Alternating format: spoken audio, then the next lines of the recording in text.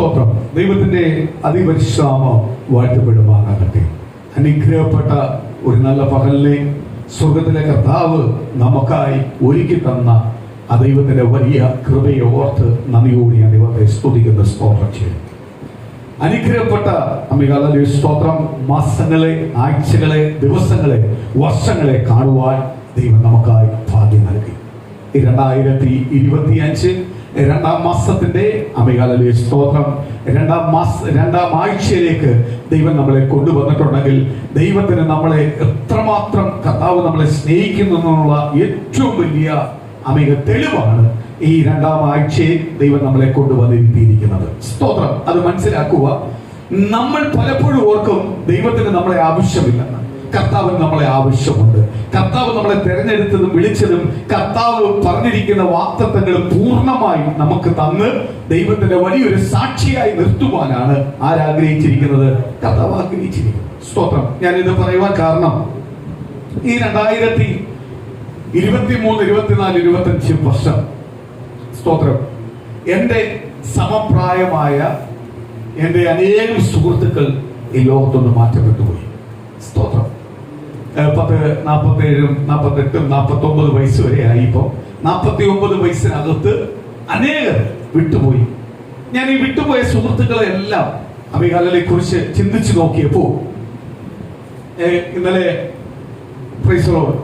എന്റെ അടുത്ത് അമികാലയ ഒരു സുഹൃത്താണ് അമികാലയ ആത്മഹത്യ ചെയ്ത് തൂങ്ങി മരിച്ചത്. സ്തോത്രം. ഞാൻ ഇവരെ കുറിച്ച് എല്ലാം ചിന്തിച്ചു നോക്കിയപ്പോ ഇവരുടെ എല്ലാം കുടുംബജീവിതം വട്ടപ്പൂജ്യം. സമ്പത്ത് ഇഷ്ടം പോലുണ്ട്, വീടുണ്ട്. ഇന്നലെ മരിച്ച വ്യക്തിയെ കുറിച്ച് മറ്റു സുഹൃത്തുക്കളെ വിളിച്ച് ഞാൻ ചോദിച്ചപ്പോ ഞാൻ കണ്ട് ഞെട്ടിപ്പോയി. ആ ഫോട്ടോ കണ്ടപ്പോൾ ഞാൻ ഞെട്ടിപ്പോയി. ഇപ്പം മരിച്ചു എന്ന് വിളിച്ചു. ഞാൻ ഞെട്ടിപ്പോയപ്പോ എന്നോട് പറഞ്ഞു കുടുംബജീവിതം വട്ടപൂജ്യമാണ്. അവൻ ഗൾഫിൽ പോയി സകലതും ഉണ്ടാക്കി.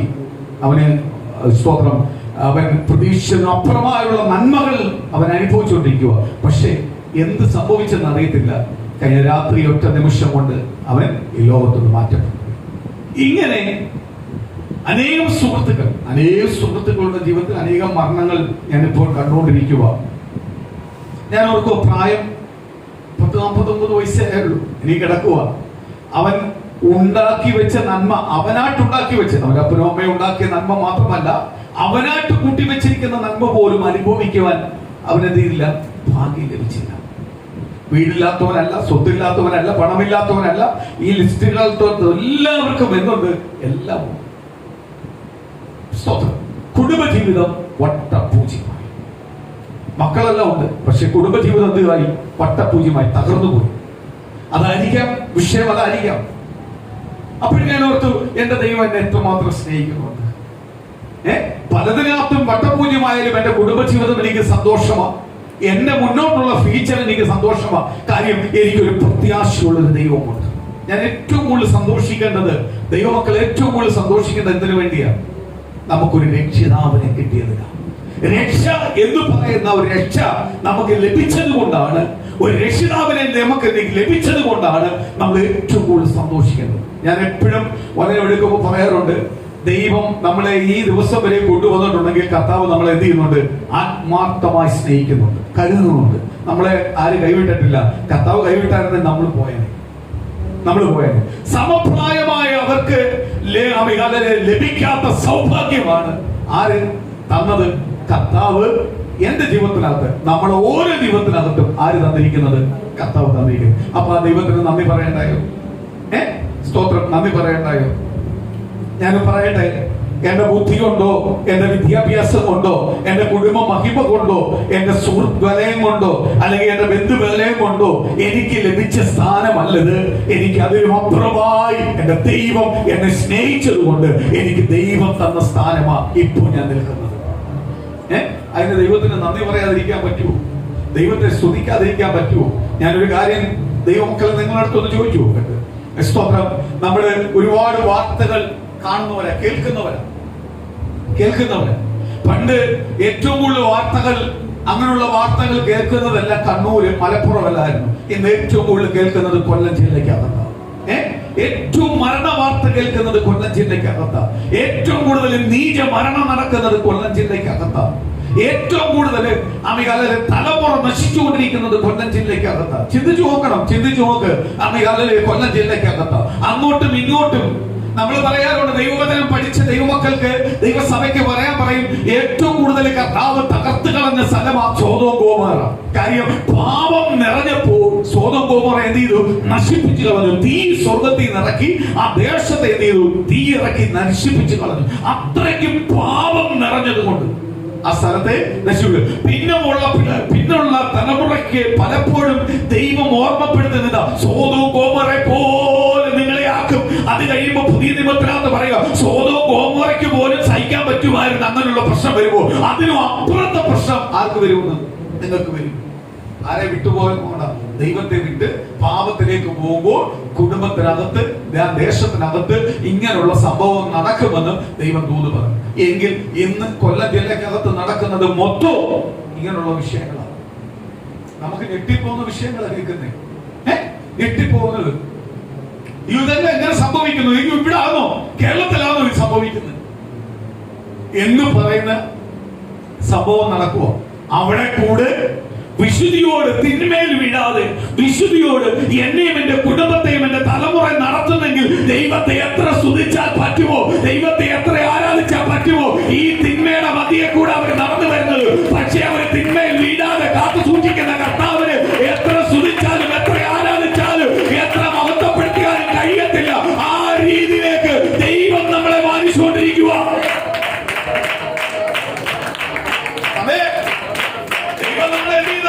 മാനിച്ചുകൊണ്ടിരിക്കുക, അനുഗ്രഹിച്ചുകൊണ്ടിരിക്കുക. എന്റെ തലമുറയുടെ പേര് അതിനകത്തില്ല, എന്റെ കുടുംബത്തിന്റെ പേര് അതിനകത്തില്ല, എന്റെ സ്വന്തക്കാരുടെ പേര് അതിനകത്തില്ല, എന്റെ നാട്ടുകാരുടെ പേര് അതിനകത്തില്ല. എന്റെ ദൈവം ഇത്രമാത്രം കരുതുന്നു.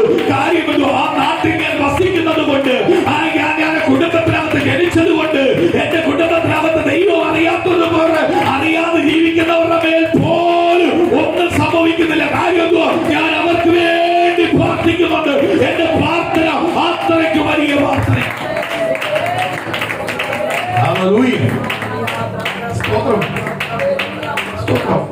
ദൈവമക്കളെ ഞെട്ടിക്കുന്ന ചില വാർത്തകളാണ് കേൾക്കുന്നത്. ഞെട്ടിക്കുന്ന ഒരിക്കലും ഇങ്ങനെ സംഭവിക്കുമ്പോ സ്വപ്നത്തിൽ സംഭവിക്കാത്ത കാര്യങ്ങളാണ് സംഭവിച്ചുകൊണ്ടിരിക്കുന്നത്. സ്തോത്രം. ഞാൻ അത് ഒരു കാര്യത്തോട് ഞാനൊന്ന് പറഞ്ഞിട്ട് നമുക്ക് വചനത്തിൽ വരാം. എല്ലാ സമുദായത്തിനകത്തും, എല്ലാ ജാതികൾക്കും, എല്ലാ സമുദായത്തിനകത്തും ഇന്ന് തലപ്പത്തിൽ വന്നിരിക്കുന്നവരെ നോക്കിയാൽ ആത്മീയരല്ല, ഭക്തരല്ല, പിടിച്ചു പറിച്ചുണ്ടാക്കിയതും ഗുണ്ടായുസം കാണിച്ചുണ്ടാക്കിയതും, അല്ലെങ്കിൽ പലിശയ്ക്ക് കൊടുത്തു, അവൻ കൊള്ള പലിശ മേടിച്ചു, സ്വതമാതിരി എങ്ങനെയൊക്കെ തിന്മ ചെയ്ത് ആ തിന്മയിൽ ഉണ്ടാക്കിയത് വെച്ചുകൊണ്ടാണ് ഇന്ന് ഈ സമുദായത്തിന്റെ എല്ലാം മേടിക്കേറിയിരിക്കുന്നത്. നേരത്തെ പഴയ കാലത്ത് അതല്ലായിരുന്നു. എല്ലാ ജാതികളുടെയും എല്ലാ സമുദായത്തിന്റെ മുകളിനകത്ത് ആരിപ്പുണ്ടായിരുന്നു? ഭക്തരായിരുന്നു. അതിനെ ആ വിശ്വാസത്തെ പ്രമാണിച്ച്, ആ വിശ്വാസത്തെ ഭയപ്പെട്ട്, ആ വിശ്വാസത്തിന് കീഴ്പ്പെടുന്നവരായിരുന്നിരുന്നത്. ഇന്ന് എല്ലാ വിശ്വാസ കോളത്തിനകത്തും, എല്ലാം ജാതി മതങ്ങൾക്കകത്തും എന്തില്ല, അങ്ങനത്തുള്ളവരല്ല ഇരിക്കുന്നത്. അവരല്ല ഭരിക്കുന്നത്. ഇന്ന് ലോക മനുഷ്യനാണ് ഭരിക്കുന്നത്. അതുകൊണ്ട് അവനെന്തുവാ? ലോക പിശാചിന്റെ ചിന്തകളേ ഉള്ളൂ, അവനെ തകർക്കുന്ന ചിന്തയുള്ളൂ, ഒരിക്കൽ രക്ഷപ്പെടുന്ന ചിന്തയില്ല. ഇന്ന് അതാണ് പലയിടത്തും വിശ്വാസം. നമ്മളെ ഭരിക്കുന്ന നേതാക്കന്മാരിലായാലും ഭരിക്കുന്ന ഉദ്യോഗസ്ഥരായാലും എല്ലാവരുടെയും എന്തുള്ളത്? മ്ലേച്ഛമായ പാപത്തിന്റെ ചിന്തയാ, തിന്മയുടെ ചിന്തയാ. ദൈവമക്കളായ ദൈവത്തെ അറിഞ്ഞ കുടുംബങ്ങൾ മാത്രമാണ് അതിനെ വേർവിട്ട് ദൈവത്തിന് വേണ്ടി ജീവിക്കുന്നത്. അവരെ ആർക്ക് വേണം? ദൈവത്തിന് വേണം. സംതിങ് സ്പെഷ്യലായിട്ട്. അത് നമ്മൾ സംതിങ് സ്പെഷ്യൽ ആയതുകൊണ്ടാ നമ്മളെ ചുറ്റുവട്ടം, നമ്മളെ ദേശത്ത്, നാട്ടിലെല്ലാം പലതും കേട്ടിട്ട് നമ്മളെ കുടുംബത്തിലേക്ക് എന്ത് വരാത്ത? അത് അടുത്ത് വരാത്ത കാര്യം എന്തുവാ? ഇന്ന് പകല് പ്രാർത്ഥിക്കുമ്പോൾ ഓർത്തോണം, എന്തുവാ കാര്യം? ഞാനും എന്റെ കുടുംബവും ക്രിസ്തുവിന് സംതിങ് സ്പെഷ്യൽ ആണ്. Something special people. ഞങ്ങൾ ദൈവത്തിന്റെ മക്കളാണ്. ഞങ്ങളെ തൊടണമെങ്കിൽ ആരറിയണം? ദൈവം അറിയണം. ലോകശക്തിക്കോ ലോക മനുഷ്യരോ ചിന്തിച്ചാൽ അവന്റെ ചിന്തകൾക്കോ ഞങ്ങളെ തൊടുവാൻ കഴിയത്തില്ല. ഞങ്ങളെ തൊടണമെങ്കിൽ ആരറിയണം? കർത്താവ് അറിയണം. കർത്താവ് അറിയാതെ ആർക്കും എന്ത് ചെയ്യാൻ പറ്റത്തില്ല? തൊടാൻ പറ്റത്തില്ല. സ്തോത്രം. തൊടാൻ പറ്റത്തില്ല. ഞാൻ ഒരു വാക്യം ഒന്ന് വായിക്കാം. ഇന്ന് വായിച്ച സങ്കീർത്തനത്തിനെ ബന്ധിച്ച് ആ ഒരു വാക്യം, അതിനെ ബന്ധമായിട്ട് ഒരു വാക്യം വായിച്ച് നമുക്ക് സ്തോത്രമായ വചനത്തിലേക്ക് പോകാം. സ്തോത്രം. 1 ശമൂവേൽ 3-ാം അധ്യായത്തിന്റെ 12-ാം വാക്യം മുതൽ ഒന്ന് വായിക്കാം. 1 ശമൂവേൽ 3-ാം അധ്യായത്തിന്റെ 12-ാം വാക്യം മുതൽ.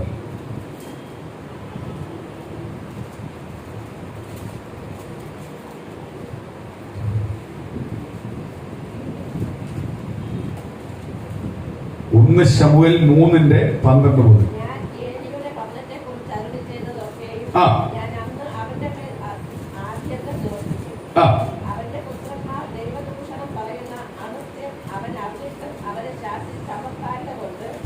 ഒരു മിനിറ്റ്. ഏലി എന്ന് പറയുന്ന ഇസ്രായേൽ മക്കളുടെ ദൈവസഭയുടെ പുരോഹിതൻ. സ്തോത്രം. ഇത് കഴിഞ്ഞിട്ടല്ല രാജഭരണം വരുന്നത്. അതിനു മുമ്പേ ആർക്കാ വില? പുരോഹിതനാ തീരുമാനിക്കുന്നത്. ദേവാലയത്തെ ഭരിക്കുന്ന പുരോഹിതനാ തീരുമാനിക്കുന്നത്. കർത്താവിനെ തെരഞ്ഞെടുക്കപ്പെട്ട വ്യക്തിയാണ് ഏലി. സ്തോത്രം. ഏലി ദൈവം ദൂത് കൊടുക്കുക ഏലിയുടെ അടുത്ത് കർത്താവിന്റെ പുരോഹിത ശുശ്രൂഷ ചെയ്യുവാൻ വേണ്ടി, ഏലിയുടെ അടുത്ത പിൻഗാമിയായിട്ട് വരാൻ വേണ്ടി. അന്നയുടെ പ്രാർത്ഥന പ്രകാരം അന്നയ്ക്ക് ഗർഭാശയം അടഞ്ഞു കിടന്ന മച്ചിയായ അന്നയ്ക്ക് അന്നയുടെ കണ്ണുനീരിന്റെ ഫലമായി ഒരു മകനെ ദൈവം കൊടുത്തു. അന്ന പറഞ്ഞു, എനിക്കൊരു മകനെ തന്നാൽ, എനിക്കൊരു കുഞ്ഞിനെ തന്നാൽ ആ കുഞ്ഞിനെ ഞാൻ ദേവാലയത്തിൽ ഏൽപ്പിക്കും. എന്റെ ആ നിന്ന മാറ്റണം, പരിഹാസം മാറ്റണം. അവൾ കരഞ്ഞു, കണ്ണുനീരൊഴുക്കി പ്രാർത്ഥിച്ചു. അവക്ക് ഒരു മകനെ കൊടുത്തു, ശമൂവേലിനെ കൊടുത്തു. ശമൂവേലിനെ കൊണ്ടുവന്ന് അവൾ എന്ത് ചെയ്തു? മുലകുടിയെല്ലാം മാറി ബാലനായി കഴിഞ്ഞപ്പോൾ അവൻ എന്ത് ചെയ്തു? നേരെ കൊണ്ടുവന്ന് ദേവാലയത്തിൽ കൊടുത്തു. അവള് പറഞ്ഞ വാക്ക് അവള് പാലിച്ചു. ദേവാലയ ശുശ്രൂഷയ്ക്ക് വേണ്ടി ഏൽപ്പിച്ചു. ശമൂവേലിനെ പോലെ നിഷ്കളങ്കനായ വേറെ കുഞ്ഞിനെ ബൈബിൾ പറയുന്നില്ല. അത്രയ്ക്ക് നിഷ്കളങ്കനായ വ്യക്തിയാണ്. പാപം അറിഞ്ഞിട്ടില്ല, പാപമായ ഒരു ബന്ധവുമില്ല. അവനെ ആ രീതിയിൽ അന്ന വളർത്തിയ കാര്യം എന്തോ? അവൻ ദേവാലയത്തിന്റെ ശുശ്രൂഷകനാവേണ്ടവനാണ്.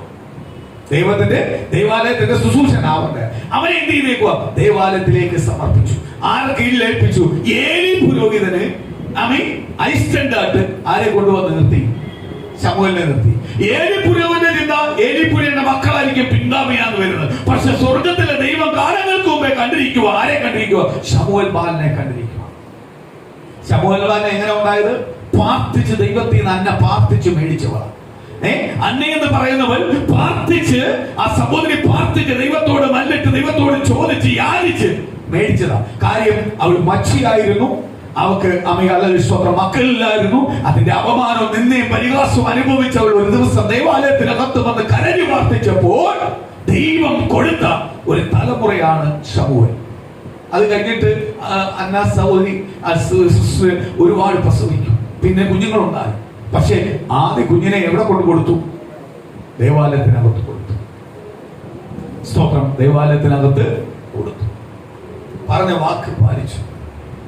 ആ ഏലി പുരോഹിതന്റെ അസിസ്റ്റന്റായിട്ടിരിക്കുന്ന ശമൂവേൽ ബാലനോട് ദൈവം സംസാരിക്കാൻ തുടങ്ങി. ഏലിയോട് സംസാരം നിർത്തി.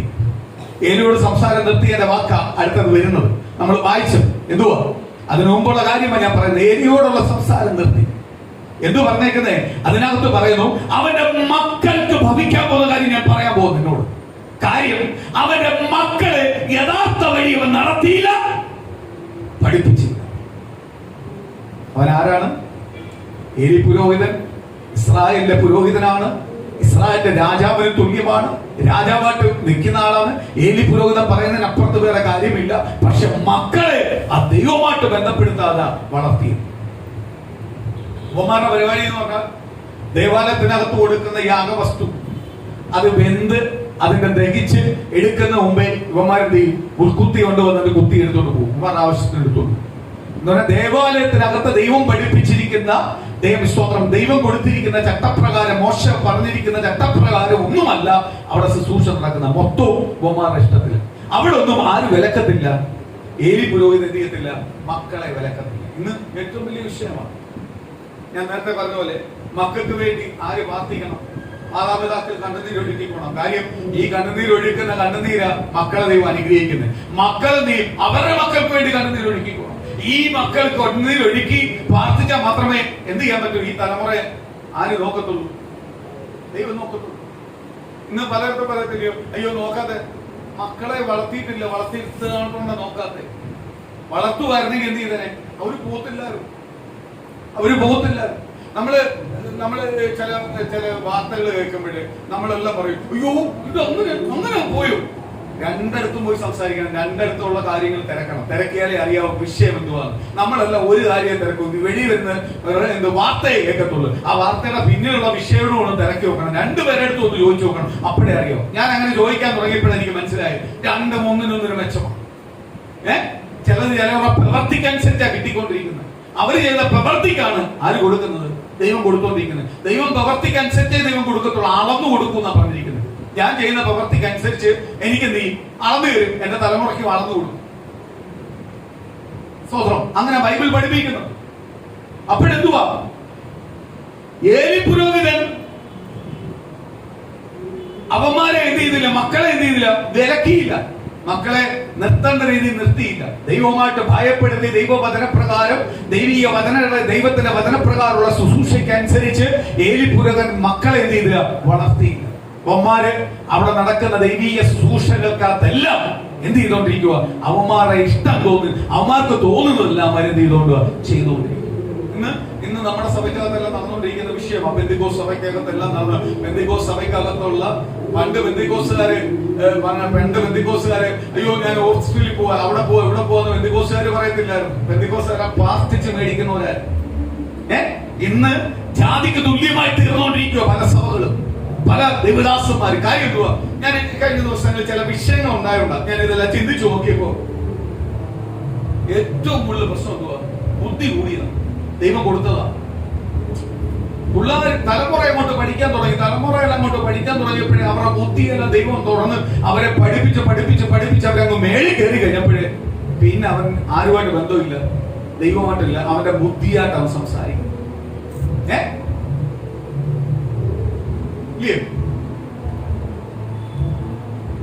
സ്തോത്രം. നമ്മുടെ സഭയ്ക്കകത്തുള്ള കുഞ്ഞുങ്ങൾ അങ്ങനെയല്ല. നമ്മുടെ സഭയ്ക്കകത്തല്ല ഞാൻ പറയുന്നത്. സ്തോത്രം. MBBS ഡോക്ടറും ആ ഡോക്ടറാക്കണമെന്ന് പറഞ്ഞ് പൈസ ഇറക്കി എല്ലാം പഠിപ്പിച്ച് അങ്ങ് കൊണ്ടുപോയി കഴിയുമ്പോ പിന്നെ അവനെന്ത് ചെയ്യും? രോഗം വരുമ്പോ അവന്റെ ചിന്ത മൊത്തം എന്തുവാ? അവൻ പഠിച്ച മരുന്ന് കൊടുക്കാനാ. അല്ലാതെ അവൻ എന്ത് പഠിച്ചിട്ടില്ല. പിന്നെ ആരുമായിട്ട് ബന്ധമില്ല, ദൈവമായിട്ട് ബന്ധം. ഞാൻ ഒരു സാക്ഷ്യം പറയാം. ദൈവം തിരുവനന്തപുരത്തുള്ള എന്റെ അടുത്തൊരു സുഹൃത്തുണ്ട്, ഒരു ഡോക്ടറാണ്. സ്തോത്രം. ദുബൈയിൽ ഡോക്ടറായിട്ട് ഇരിക്കുന്ന ആളാണ്. പുള്ളിയുടെ വൈഫും ഡോക്ടറാണ്. പുള്ളിക്കാരൻ സ്തോത്രം കുടുംബത്തിനകത്ത് മാരാരോഗമായിട്ടുള്ള വിഷയങ്ങളെല്ലാം വന്നു. മാതാപിതാക്കൾക്ക് അവരുടെ കുടുംബത്തിനകത്ത് പലർക്കും വന്നപ്പോൾ പുള്ളിക്കാരൻ എന്നെ വിളിക്കും, പക്ഷെ ഒന്ന് പ്രാർത്ഥിക്കണേ, പക്ഷെ ഇന്നൊരു വിഷയമുണ്ട്. അപ്പോൾ ദൈവത്തിന്റെ അരുളപ്പാടിൽ, അല്ലാതെ എന്റെ ലോകബുദ്ധിയിലോ മരുന്നിലോ മെഡിസിനിലോ ഹോസ്പിറ്റലിലോ നോക്കിയല്ല, ഞാൻ ദൈവം പറയുന്ന അരുളപ്പാട്, ദൈവം പറയുന്ന ശക്തിയാൽ ദൈവം എന്തു പറയുന്നു അപ്രകാരം ഞാൻ പറയും. ഒന്നിനെ കുറിച്ച് ആദ്യം പറഞ്ഞത് വിഷമിക്കണം. ഭയങ്കര ദൈവത്തെ ഭയപ്പെടുന്ന കുടുംബം. ഡോക്ടർ എന്ന് പറഞ്ഞാലും ആ ഡോക്ടറുടെ സ്ഥാനത്ത് വരാൻ ഒരുപാട് വില കൊടുത്തതാ, കണ്ണുനീരൊഴുക്കിയത്, ആ കുടുംബത്തെ മാനിച്ചതാ, അവരുടെ ബന്ധുക്കളെ മധ്യൻ ദേശം മൊത്തം മാനിച്ചതാ. പക്ഷെ അതിനനുസരിച്ച് ദൈവദാസന്മാരെയും ദൈവസഭയെ ഭയപ്പെടുന്നതുവാ, അതേപോലെ അനുസരിക്കുന്നവരോ. അപ്പോഴ് ഈ ബ്രദറിനോട് ഞാൻ ഇത് പറയുമ്പോഴ് ബ്രദർ പറയും, ഓക്കെ പക്ഷെ ഞാൻ വിശ്വസിക്കുന്നു കർത്താവ് വിടുതൽ നൽകും. അതുകൊണ്ടല്ലേ ഞാൻ പ്രാർത്ഥന ചോദിച്ചത്. എനിക്കറിയാം പ്രാർത്ഥിച്ചാൽ മാത്രമേ ദൈവം മറുപടി തരത്തുള്ളൂ. ഇങ്ങനെല്ലാം പുള്ളി പറഞ്ഞാലും പുള്ളി അവസാനം പറയും, എങ്കിലും പക്ഷെ ഞാൻ പഠിച്ച ചില ചിന്തകൾ എന്റെ മേൽ വരും. ഇന്ന രോഗത്തിന് ഇന്ന മെഡിസിനെ പറ്റത്തുള്ളൂ, ഇന്ന രോഗത്തിന് ഈ മെഡിസിൻ പറ്റത്തില്ല എന്ന് ഞാൻ പഠിച്ച ചില ചിന്തകൾ എന്റെ ഉള്ളത്തിനകത്ത് വന്നു പോകും. അതെനിക്ക് കൺഫ്യൂഷനാ. അപ്പോൾ ഈ വിശ്വാസവും ഈ പഠിച്ചതുമായിട്ട് പലപ്പോഴും എന്ത് ചെയ്യും? പോരാടുമ്പോൾ എനിക്ക് ഏത് സ്വീകരിക്കണമെന്ന് പലപ്പോഴും തീരത്തില്ല, പറ്റുന്നില്ല. ഞാൻ കൺഫ്യൂഷനാണ്. അതുകൊണ്ട് ഞാൻ പ്രാർത്ഥനയിലും വിശ്വസിക്കുന്നുണ്ട്. ഈ മെഡിസിന്റെ കാര്യത്തിനകത്ത് ഡോക്ടേഴ്സിനോട് ഞാൻ അങ്ങോട്ട് ഷെയർ ചെയ്യാറുമുണ്ട്. ഈ രണ്ട് വിഷയം വന്ന് എന്തുകൊണ്ടാ?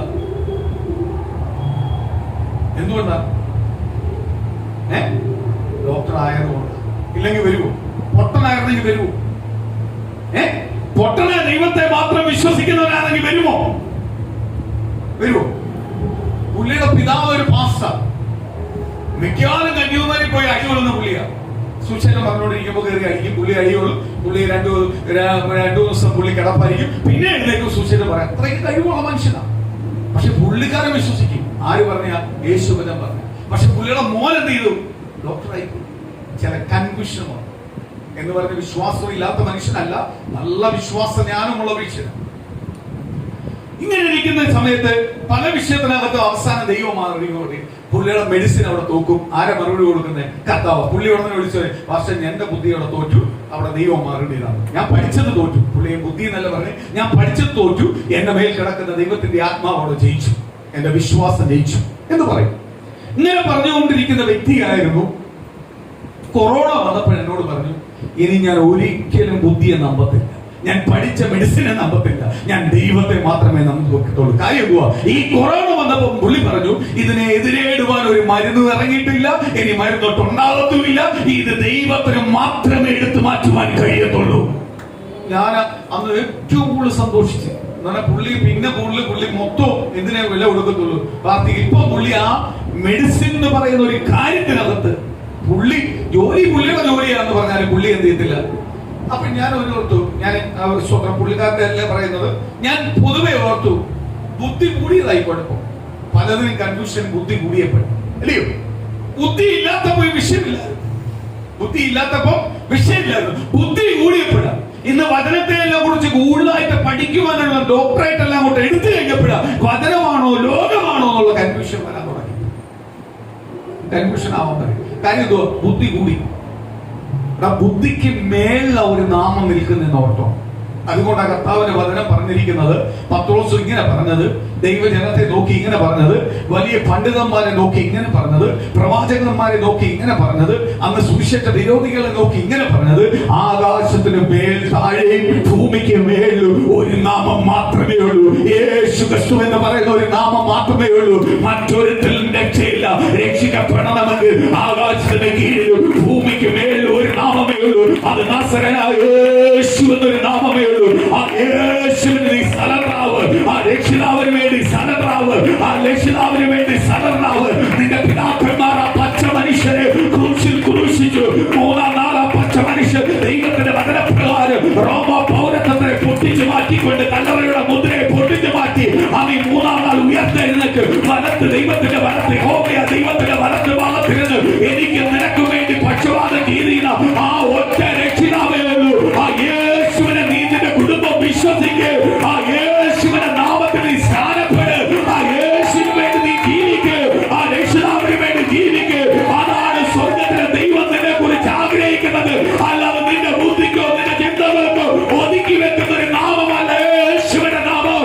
അതിന് നെയ്തായ ഒരു നാമമാ യേശുവിന്റെ നാമം.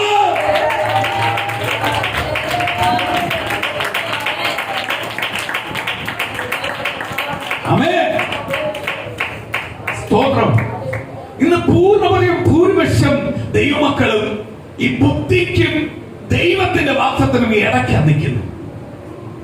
കർത്താവ് പറയുന്നത്, നീ പൊട്ടനെ പോലെ വിശ്വസിക്കാമെങ്കിൽ ഞാൻ നിന്നെ അനുഗ്രഹിക്കുന്നു. അല്ലയോ? പൊട്ടനെ പോലെ നീ ഏറ്റെടുക്കാമെങ്കിൽ അനുഗ്രഹിക്കും തന്നെ. ഇന്ന് ഈ വിഷയം വന്നതിന്റെ ഏറ്റവും വലിയ കൂടുതൽ ബുദ്ധി കിട്ടിയത്. സ്തോത്രം. ഞങ്ങളെല്ലാം ബൈബിൾ കോളേജ് പഠിപ്പിക്കുമ്പോൾ തിയോളജി പഠിപ്പിച്ചുകൊണ്ടിരിക്കുമ്പോൾ അധ്യാപകർ വന്ന് പറയാറുണ്ട്, എടാ ഇത് ഞാൻ പഠിപ്പിക്കുന്നത് ലോകമായിട്ടുള്ള ചേർന്നാണ് ഇനി അങ്ങോട്ട് പഠിപ്പിക്കാൻ പോകുന്നത്. അപ്പോഴ് എഴുതിയായി തീരുമാനങ്ങൾ എടുക്കല്ലേ, നിങ്ങൾ ആരെന്നുള്ള പൂർണ്ണ ബോധ്യത്തോട് വേണം തീരുമാനം എടുക്കുക. ഇത് കഴിഞ്ഞിട്ട് അവസാനം വരുമ്പോഴായിരിക്കും നീ ഇതിന്റെ പകുതി ക്ലാസ് കഴിഞ്ഞിട്ട് നീ പോയി കഴിഞ്ഞാൽ നീ രക്ഷപ്പെടത്തില്ല. ഇതിന്റെ അവസാനത്തെ ക്ലാസ്സിനകത്ത് വരുമ്പോഴാണ് നിനക്ക് മനസ്സിലാവുന്നത് ഒരാൾക്ക് മാത്രമേ കഴിയത്തുള്ളൂ, അത് യേശുവിന് മാത്രമേ കഴിയത്തുള്ളൂ. അപ്പോഴാണ് നിന്റെ വിശ്വാസം ഡബിൾ ആവാൻ പോകുന്നത്. അതുവരെ നീ സഹിച്ച് കേട്ടു പോയാൽ മാത്രമേ പറ്റത്തുള്ളൂ. അത് എന്ത് മനസ്സിലാക്കണം? ഞാൻ എപ്പോഴും പറയാറുണ്ട്, നമ്മൾ ആരെന്ന് എപ്പോഴും മനസ്സിലാക്കണം. ഞാൻ എപ്പോഴും പ്രസംഗത്തിൽ പറയാറുള്ള കാര്യം, നമ്മൾ ദൈവമക്കളെന്ന് വിശ്വസിക്കണം. നമ്മൾ ദൈവമക്കളാണെന്ന് മനസ്സിലാവണം. നമ്മളെ മേൽ ആരാ പ്രവർത്തിക്കുന്നതെന്ന് മനസ്സിലാക്കണം. അങ്ങനെ മനസ്സിലാക്കുന്നുവെങ്കിൽ പ്രതികൂലവും പ്രയാസവും കഷ്ടങ്ങളും പ്രതിസന്ധികളും നമ്മളെ അടുത്ത് വരുമ്പോൾ നമ്മൾ തോറ്റുപോകത്തില്ല. കാര്യം എന്തുവാ? ഇതിനെ ജയിക്കുന്നവനാ നമ്മൾ ആർത്തിരിക്കുന്നവൻ. നമ്മളെ സ്വീകരിച്ചിരിക്കുന്ന, നമ്മളെ ഏറ്റെടുത്തിരിക്കുന്ന, നമ്മളെ ഉയർത്തുവാൻ മാനിക്കുന്ന ഒരു ക്രിസ്തുവിനെ ഞാൻ ആരാധിച്ചുകൊണ്ടിരിക്കുന്നത്. ആ ക്രിസ്തുവിന്റെ പൈതല ഞാൻ. പ്രതികൂലം വരുമ്പോ, പ്രയാസം വരുമ്പോ നീ പറ, ശത്രുവായ പിശാചേ, സാത്താനേ, ഈ പ്ലാനി ഞാൻ വീഴത്തില്ല, ഈ പദ്ധതിക്ക് ഞാൻ വീഴത്തില്ല.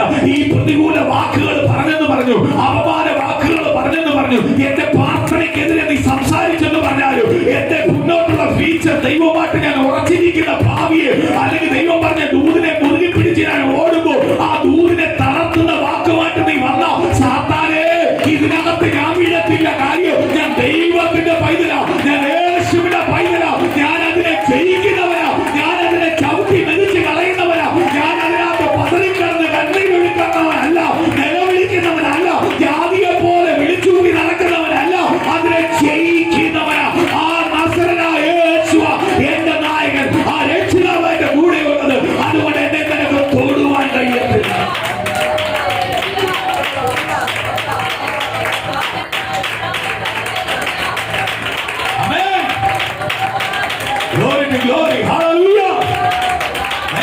എന്റെ വിദ്യാഭ്യാസത്തെ നോക്കി പരിഹസിക്കുന്നവരെ, എന്റെ ഭാവിയെ കുറിച്ച് പരിഹസിക്കുന്നവരെ, എന്റെ നന്മയെ കുറിച്ച് പരിഹസിക്കുന്നവരെ, അപ്പൊ അതിനൊന്നും നിന്നെ അനുവദിക്കത്തില്ല സാത്താനേ.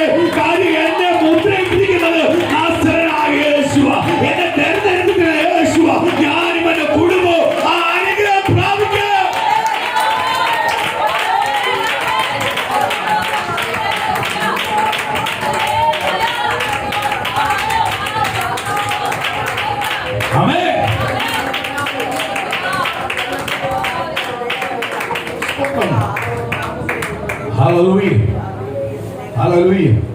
ഉറച്ചോണം, ബലപ്പെട്ടോണം.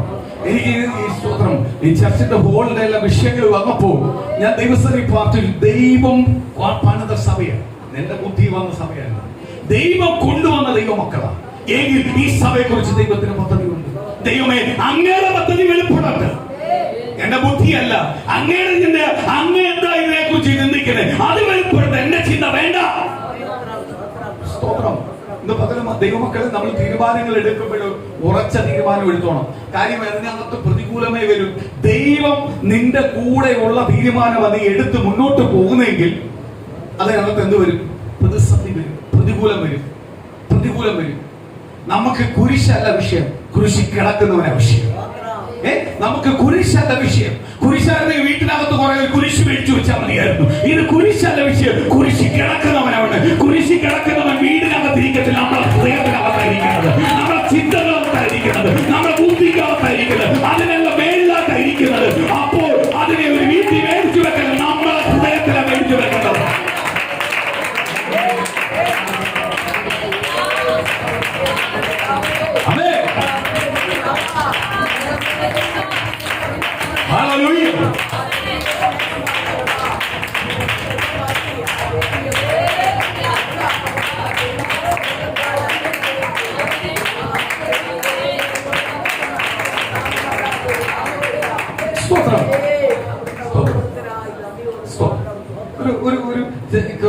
കുറച്ച് നാൾക്ക് മുമ്പേ ഒരു അച്ഛൻ പ്രാർത്ഥിക്കാം, അച്ഛനോ അമ്മാവൻ പ്രാർത്ഥിക്കാൻ വന്നു. മക്കൾക്ക് വേണ്ടിയാ പ്രാർത്ഥിക്കാം, മോക്ക് വേണ്ടിയാ പ്രാർത്ഥിക്കാം. മോളെ കല്യാണം കഴിഞ്ഞ് 10 വർഷമായിട്ടും എന്തില്ല, മക്കളില്ല. ഒരുപാട് വർഷമാര് പ്രാർത്ഥിക്കുന്നു, എന്ത് ഇല്ല, ഒരുപാട് പ്രാർത്ഥന ഇതിന്റെ പിന്നിലുണ്ട്, ഒരുപാട് പ്രാർത്ഥന ഉപവാസവും അതിന്റെ പിന്നിൽ. അങ്ങനെ ഒരു ദിവസം വീട്ടിൽ വന്നപ്പോ അച്ഛന് വേണ്ടി പ്രാർത്ഥിച്ചപ്പോൾ ഞാൻ പറഞ്ഞു, സ്തോത്രം, ഈ വർഷം കുഞ്ഞുണ്ടാവാൻ പോവുക. ഭാര്യ ഭർത്താവിനോടൊന്ന് പറ, മക്കളെ വിളിച്ചൊന്ന് പറ, മോളെടുത്ത് മരുമോന്റെ അടുത്ത് ഒന്ന് വിളിച്ച് പറ, കരം കോർത്ത് ഒരു ഗ്ലാസ് വെള്ളം എടുത്ത് പ്രാർത്ഥിച്ച് അങ്ങോട്ട് കുടിച്ച് അങ്ങോട്ട് കുറച്ച് ദിവസം ഉപവാസം വരുന്ന അങ്ങോട്ട് പ്രാർത്ഥി, ദൈവം ഉദരം തുറക്കാൻ പോവുക. അപ്പോഴും തന്നെ ദൈവത്തിന്റെ ദൂത് പറഞ്ഞു, ഒരു കൊച്ചല്ല, ഒരു കൊച്ചു ജനിക്കും, അത് കഴിഞ്ഞ ഉടനെ ചില നാളുകൾ കഴിയുമ്പോൾ അടുത്ത കുഞ്ഞും വരും. അപ്പോഴവര് 10 വർഷം കൊണ്ട് കാത്തിരിക്കുക. 10 വർഷത്തെ മേലായി മക്കൾക്ക് കുഞ്ഞുങ്ങളില്ലാത്തതിന് കരഞ്ഞുകൊണ്ടും അതിന്റെ അപമാനവും നിന്നയും പരിഹാസവും പലരുടെയും ചോദ്യങ്ങളുടെ ഫ്രണ്ടിലെല്ലാം അവരിങ്ങനെ ആർക്കാ പ്രശ്നം ട്രീറ്റ് ചെയ്തുകൂടെ ഇങ്ങനത്തുള്ള എല്ലാം കേട്ടോണ്ടിരിക്കുക. അപ്പൊ അവരുടെ ചിന്തയിൽ രണ്ടാമത്തെ കൊച്ചു അവിടെ നിൽക്കട്ടെ, ആദ്യത്തെ കൊച്ചു ആദ്യം ഉണ്ടാവട്ടെ. ഇതായിരിക്കും അവരുടെ ചിന്ത വരുന്നത്. അച്ഛൻ ഒന്നും പറഞ്ഞില്ല, അച്ഛൻ ഗ്ലോറി പറഞ്ഞാലും അച്ഛൻ്റെ ഉള്ള എനിക്കറിയാം. അച്ഛൻ്റെ അടുത്ത് പറഞ്ഞു അല്ല പക്ഷേ ആദ്യത്തെ കുഞ്ഞ് ഓക്കെ അവിടെ പ്രാർത്ഥിക്കട്ടെ. ഇത് പറഞ്ഞപ്പോഴേ ഞാൻ പറഞ്ഞു ഇല്ല അച്ഛാ, രണ്ടാമത്തെ കുഞ്ഞ് വരാൻ പോകും. കഴിഞ്ഞ ഞായറാഴ്ച നമ്മൾ ആരാധിച്ചുകൊണ്ടിരുന്നപ്പോൾ അമേരിക്കയിലെ കുഞ്ഞ് ജനിച്ചു. അതിന്റെ മെസ്സേജ് എനിക്ക് കിട്ടിയേക്കുവാ. കോൾ ചെയ്തിട്ട് കിട്ടാത്തൊരു മെസ്സേജ് ഇട്ടിട്ടുണ്ടായിരുന്നു. കുഞ്ഞ് ജനിച്ചു, അടുത്ത മോളും വന്നു. ആദ്യം മോനാ വന്നത്. മോൻ വന്നപ്പോൾ അവധിക്ക് വന്നപ്പോൾ എൻ്റെ അടുത്ത് പറഞ്ഞു വരണം പാസ്റ്റേ ഒന്ന് പ്രാർത്ഥിക്കണം. ഞാൻ അവിടെ ചെന്ന് പ്രാർത്ഥിച്ചു. പ്രാർത്ഥിക്കാൻ ദൈവം ഭാഗ്യം നൽകി. ഞാൻ പ്രാർത്ഥിച്ചതല്ല, എന്റെ ദൈവം പറഞ്ഞ വാഗ്ദത്തം നിവൃത്തിയാക്കിയത് കരങ്ങൾ പിടിക്കാൻ ഭാഗ്യം നൽകി. പ്രാർത്ഥിച്ചു. രണ്ടാമത്തെ കുഞ്ഞ് ഒരു വിശ്വാസം. അടുത്ത കുറച്ചു നാളെ കഴിഞ്ഞപ്പോൾ അടുത്ത കുഞ്ഞ് വന്ന് മോള് വന്നു. ദൂത് പറഞ്ഞ ദൈവം മാറുമോ? അവര് ഞാൻ ഞെട്ടിപ്പോയി. അവര് ഞാൻ പറഞ്ഞതിലും ഇരട്ടിയായിട്ട് അവരെ ഏറ്റെടുക്കാൻ തയ്യാറുള്ളവർ. എന്നാൽ ഇത്രയും കൊല്ലം കൊണ്ട് പല പാസ്റ്റർമാരും പലരും പ്രാർത്ഥിച്ചു, അവര് കാത്തിരിക്കുക. അങ്ങനല്ല, പറഞ്ഞ ഉടനെ അവർ ഏറ്റെടുക്കാൻ തയ്യാറാണ്. അതിനുവേണ്ടി പ്രാർത്ഥിക്കും. നമ്മുടെ കുടുംബം അനുഗ്രഹപ്പെടും, എന്നും അനുഗ്രഹപ്പെടും. അവര് ഇരട്ടിയായി അനുഗ്രഹിക്കും. സ്തോത്രം. അത് കേൾക്കാൻ കഴിക്കുമ്പോൾ അവരായിട്ട് സന്തോഷമാണ് നമുക്ക്. കാര്യം എന്തോ? ദൈവം പറഞ്ഞ വാഗ്ദത്തം നിവർത്തിയാക്കും. അപ്പൊ ദൈവസഭയെ കുറിച്ച് പറഞ്ഞിട്ടുണ്ടെങ്കിൽ, ദൈവമക്കളെ കുറിച്ച് പറഞ്ഞിട്ടുണ്ടെങ്കിൽ ആര് നിവർത്തിയാക്കും? ഇപ്പം വട്ടപൂജ്യമാ. പല നിന്ദകളും കേൾക്കും, പരിഹാസങ്ങൾ കേൾക്കും, ബോംബിടും വരുമ്പോഴും അല്ല. ചിലവര് നമ്മളെ നോക്കി പറയും പൊട്ടനാന്ന് പറയും. സഭയ്ക്കകത്തുള്ള വിശ്വാസ ഗോളത്തിനകത്തുള്ള പാർശ്വമാരായാലും വിശ്വാസികളായാലും സഭകളെല്ലാം നോക്കിയിട്ട് പറയും പൊട്ടന ഇങ്ങനൊന്നും പോയാൽ പറ്റത്തില്ലെന്ന് പറയും. പക്ഷെ അവിടെ നമ്മൾ പതറിപ്പോയാ, വീണ് പോയാ, അവന്റെ വാക്കിന് വേണ്ടി കീഴ്പ്പെട്ടു പോയാ എന്റെ ദൈവത്തിന്റെ നാമം ഉയർത്തുവാൻ കഴിയത്തില്ല. കാര്യം ദൈവത്തിന്റെ നാമം കേട്ടത് ഞാനാ, എന്റെ കുടുംബമാ കേട്ടത്, എന്റെ സഭയാ കേട്ടത്, എന്റെ മക്കളെ ദൈവമക്കളെ കേട്ടത്. എങ്കിൽ ഞങ്ങളുടെ വാഗ്ദത്തമാണ് ആ ദൂത് പ്രാപിക്കണം. ഞങ്ങളുടെ വാഗ്ദത്തമാ. ഞങ്ങൾ ആ ദൂതിനെ മുറുകി പിടിച്ചാൽ മതി. അവരുടെ മധ്യയിൽ അടയുന്ന രീതിയിൽ അയ്യോ അവർ ഇത്രയെല്ലാം കഷ്ടപ്പെട്ടാൽ ഈ രീതി ദൈവം അവരെ മാനിച്ചല്ലോ എന്ന് പറയുന്ന രീതിയിൽ സ്വർഗത്തിലെ ദൈവം സഭയെ മാനിക്കുമെന്ന് ദൈവത്തിന്റെ ദൂത് വിളിച്ചു പറയുന്നു. ദൈവം എങ്ങനെയാണ് ദൂത് പറയുന്നത്? പട്ടണത്തിനകത്ത് മലയുടെ മുകളിൽ നിൽക്കുന്ന പട്ടണത്തെ ആർക്കും കാണാൻ പോകത്തില്ല. എല്ലാവരും കാണുന്ന രീതിയിലായിരിക്കും ഈ സഭയ്ക്കകത്ത് വരുന്ന ഓരോ ദൈവമൊക്കെ നിങ്ങളുടെ ദേശത്തെ പട്ടണത്തിൽ ദൈവം അനുഗ്രഹിക്കാൻ പോകുന്നത്.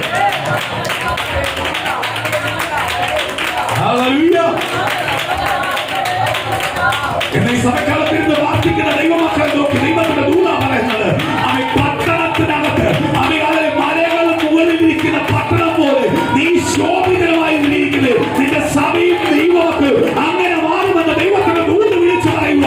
വിശ്വസിച്ച് ഏറ്റെടുത്തോ. ഈ 2025 ദൈവത്തിന് ഞങ്ങൾ പണിയുവാനുണ്ട്.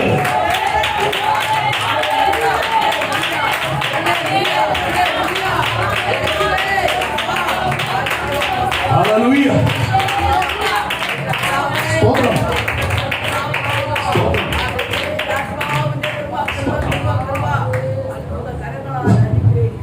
ഏലി ഇവിടെ വന്ന് പറയുക. എവിടെ? ശമൂവേൽ ബാലൻ ഏലിയുടെ ശുശ്രൂഷകനായിട്ട് നിൽക്കുക, അസിസ്റ്റന്റ് ആയിട്ട് നിൽക്കുക. രാത്രി ശമൂവേൽ ബാലൻ കിടന്നുറങ്ങുമ്പോൾ കർത്താവ് വിളിക്കുക ശമൂവേലെ. അപ്പൊ ശമൂവേൽ ബാലൻ എന്ത് ചെയ്തു? ചാടി എഴുന്നേറ്റ് നേരെ ഏലിയെടുത്ത് എന്നിട്ട് അടിയനിതാ. ആ ശുശ്രൂഷകന്റെ കീഴ് നിൽക്കുന്ന ആ ശുശ്രൂഷകന്റെ ദൈവം കൊടുക്കുന്ന വില ഞാൻ ഞെട്ടിപ്പോകും. എന്തുവാ?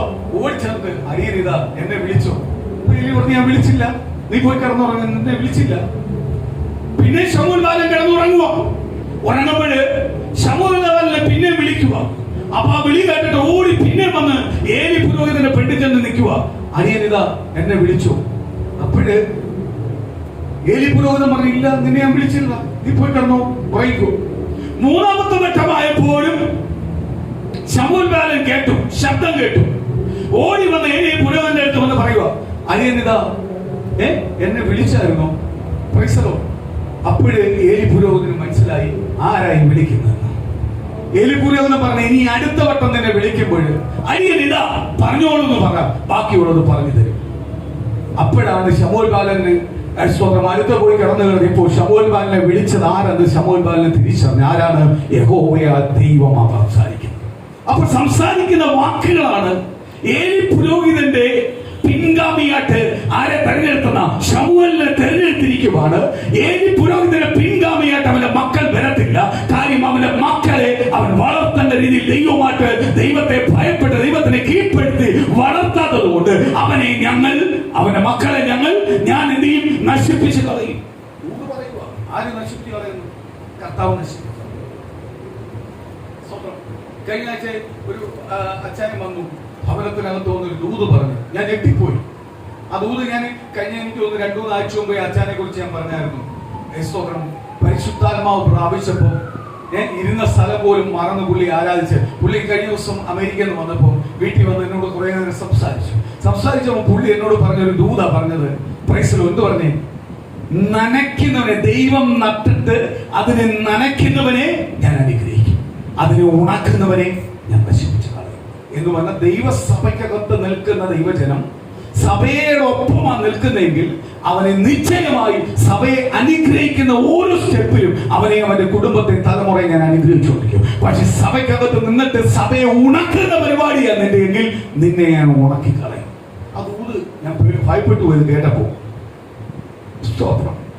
സഭയെ നിൽക്കുമ്പോൾ സഭയോടൊപ്പം നിൽക്കുന്നവനെ അതിന് വെള്ളം കോരി ഒഴിക്കൽ. അപ്പൊ വെള്ളം കോരി ആരാ ഒഴിക്കണ്ടേ? സഭയെ നനയ്ക്കേണ്ടതാരാ? ദൈവമക്കൾ നനയ്ക്കുന്നുവെങ്കിൽ ആ നനയ്ക്കുന്നവനെ കുടുംബത്തെ ഞാൻ അനുഗ്രഹിക്കും. പക്ഷേ അതിനെ ഉണക്കാൻ നിൽക്കുന്നവനെ ഞാൻ എന്ത് ചെയ്യും? സഭയ്ക്കെതിരെ നിൽക്കും. സഭയ്ക്കകത്ത് തന്നെ സഭയെതിരാണെങ്കിൽ സഭ എന്ത് ചെയ്യും? കർത്താവിന്റെ ഉണക്കിക്കളയും. ആ ദൂത് കേട്ടപ്പോൾ ഞാൻ ഞെട്ടിപ്പോയി, ഞാൻ വിറച്ചുപോയി. സ്തോത്രം. പഴയ അപ്പച്ചന്മാരെല്ലാം സ്തോത്രം. എനിക്കൊന്ന് അച്ഛൻ ഒരു 10-83 വയസ്സ് കാണും. അച്ഛനെ എപ്പോഴും കണ്ട എന്റെ അനിയനാന്ന് പറയും. ആ രീതിയിൽ അച്ഛൻ വന്നിരിക്കുന്നത്. സ്തോത്രം. കാര്യം എന്തോ? പരിശുദ്ധാത്മാവിന്റെ തേജസ്സിൽ ആ സംസാരത്തിനകത്ത് ഓരോ വാക്കിനകത്ത് പുള്ളി ഇങ്ങനെ സ്പ്രിങ് ഇരിക്കുന്ന പോലെ നിൽക്കുന്നത്. പുള്ളിയാണ് ജൽ ജൽ എന്ന് പറഞ്ഞ നയിക്കുന്നത്. നമ്മൾ ഞെട്ടിപ്പോയേ. സ്തോത്രം. ഇത്രയും യൗവന ദൈവം കൊടുത്തിരിക്കുന്നു. നിൽക്കുക. സ്തോത്രം. സ്തോത്രം.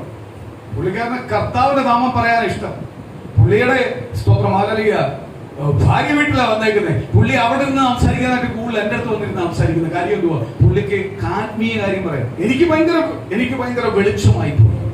എനിക്ക് വലിയ തേജസ്സായി. കുറച്ചു നേരം ഇരുന്ന് സംസാരിച്ചപ്പോൾ തന്നെ നമുക്ക് പല ദൂതിന്റെ കലവറകൾ കൊണ്ട് തുറക്കാൻ തുടങ്ങി. പുള്ളിമേൽ കേട്ടിരിക്കുന്ന ദൈവവചനം എനിക്ക് തോന്നുന്നു പുള്ളിയുടെ സ്തോത്രം അവസാന സമയം അടുക്കാറായി. കാരണം ആ പുതപ്പ് വന്ന് പകർന്നുകൊണ്ടിരിക്കുക. പ്രാപിക്കുന്നവരെ പ്രാപിക്കാം. സ്തോത്രം. ഞാനും എന്റെ കുടുംബം ഒന്ന് പ്രാപിക്കാതിരിക്കുമായിരുന്നു ഫ്രണ്ടില്. സ്തോത്രം. ഞങ്ങളുടെ സമയം പോയൊന്നും അറിഞ്ഞില്ല. പുള്ളി 10 മിനിറ്റ് വന്നിട്ട് പോകേണ്ട ആള് സ്തോത്രം 2-3 മണിക്കൂർ അവിടെ ഇരുന്ന് ഞങ്ങളോട് സംസാരിക്കുക. കാര്യം എന്തുവാ? അത്രയ്ക്ക് ആത്മീയ തേജസ്സ സംസാരിക്കുന്ന. ലോക മനുഷ്യന്റെ കാര്യമല്ല പറയുന്നത്, യേശു ക്രിസ്തുവിനെ കുറിച്ചാണ് പറയുന്നത്. സ്തോത്രം. ഇത് ആരാഗ്രഹിക്കുന്നേ? ദൈവം ആഗ്രഹിക്കുന്നത്. ദൈവമക്കൾ കൂടുമ്പോൾ എല്ലാം ദൈവത്തെ ഉയർത്തുന്നതാണ് ദൈവം ആഗ്രഹിക്കുന്നത്. ഏലി പുരോഹിതന്റെ അടുത്ത് വന്നിട്ട് പറയുക, ദൂത് പറയുക. വായിക്കേ. സ്തോത്രം. ഞാൻ ഏലിയുടെ ഭവനത്തെ കുറിച്ച്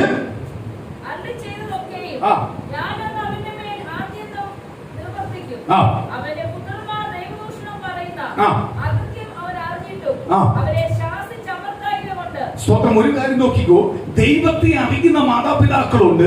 മക്കൾ ദൈവത്തെ അറിയില്ലെങ്കിൽ ദൈവം പിടിക്കും. ചിലപ്പോൾ നീട്ടിക്കൊണ്ടു പോകുന്ന മാതാപിതാക്കളോടുള്ള സ്നേഹം ഉണ്ടായിരിക്കും.